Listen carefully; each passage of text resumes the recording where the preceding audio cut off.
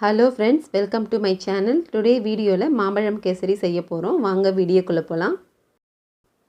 முதல்ல ஒரு பவுல்ல 200 கிராம் ரவை வறுக்காத ரவைய சேர்த்துக்கிறேன். அது கூட ஒரு கப் அளவு தண்ணி சேர்த்து ஒரு 5 minutes கிட்ட ஊற வச்சுக்கிறேன்.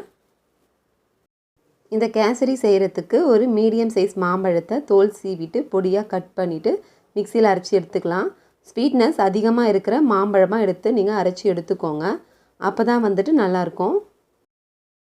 இப்போ ஒரு panல ஒரு கப் அளவு தண்ணி சேர்த்துக்கோங்க. ஆல்ரெடி நம்ம ரவைக்கு ஒரு கப் தண்ணி சேர்த்து ஊற வச்சிட்டோம். சோ இந்த ஒரு கப் தண்ணி இந்த கேசரிக்கு கரெக்ட்டா இருக்கும். தண்ணி லேசா சூடானதும் நம்ம ஊற வச்ச ரவையை கொஞ்சம் கொஞ்சமா சேர்த்து கலந்து விட்டுக்கலாம். எப்பவுமே கேசரி செய்யறப்போ நம்ம ரவையை வறுத்துட்டு தான் சேர்ப்போம். ஆனா நீங்க இந்த மாதிரி ஒரு தடவை ஊற வச்சு செஞ்சு பாருங்க. நமக்கு கேசரி இன்னும் சாஃப்ட்டா கிடைக்கும். நம்ம ரவையை ஒரு ஆல்ரெடி ஊற வச்சு சேர்த்ததால ஒரு 3 minutes குள்ளேயே இது பாத்தீங்கன்னா நல்லா வெந்துரும்.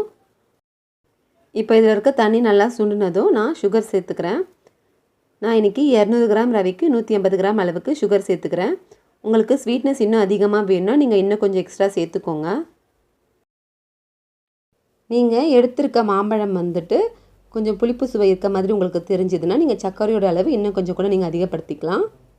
சோ நீங்க வாங்கி இருக்கும்போதே மாம்பழத்தை டேஸ்ட் பார்த்துட்டு இதல சேருங்க. ஒரு 2 minutes கழிச்சு பாத்தீங்கன்னா சக்கரை நல்லா மெல்ட் ஆயிட்டு இருக்கும். நம்ம இந்த ஸ்டேஜ்ல நம்ம அரைச்சு வச்சிருந்த மாம்பழத்தை இதல சேர்த்துக்கலாம். ஒரு 3 minutes கிட்ட இந்த மாம்பழத்தோட இந்த பச்சை ஸ்மெல் போற அளவுக்கு நம்ம நல்லா கலந்து விட்டுக்கலாம். இப்போ மாம்பழத்தோட பச்சை ஸ்மெல் வந்துட்டு போயிடுச்சு.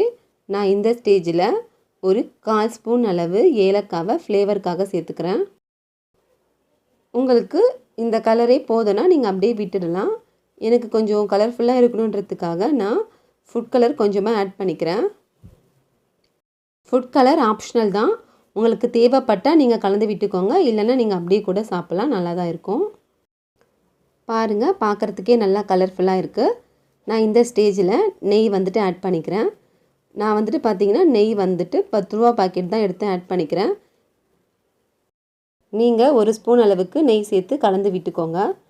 கேசரி நல்லா தளதளன்னு வரணும்ன்றதுக்காக நான் 2 ஸ்பூன் அளவுக்கு ரீஃபைண்ட் ஆயில் சேர்த்துக்கிறேன். நம்ம ரீஃபைண்ட் ஆயில் சேர்த்து கலந்து விடும்போது நமக்கு இன்னும் நல்லா சூப்பரா இருக்கும். பாருங்க பாத்திரத்துலயும் ஒட்டாம தளதளன்னு வரும். நான் இப்போ ஃபைனலா டூட்டி ஃப்ரூட்டி கொஞ்சமா ஆட் பண்ணி சேர்த்து கலந்து விட்டுக்கிறேன். நீங்க உங்களுக்கு விருப்பப்பட்டா நட்ஸ் நெய்ல வறுத்துட்டு நீங்க ஆட் பண்ணிக்கோங்க. பாருங்க நமக்கு கேசரி panல ஒட்டாம எண்ணெய்லாம் பிரிஞ்சு இந்த மாதிரி வரும். இந்த ஸ்டேஜ்ல ஆஃப் பண்ணிக்கலாம். அவ்வளவுதான் சூப்பரான மாம்பழ கேசரி ரெடி ஆயிடுச்சு. நீங்களும் இத உங்க வீட்ல ட்ரை பண்ணி பார்த்துட்டு எப்படி இருக்குன்னு சொல்லிட்டு கமெண்ட் பண்ணுங்க.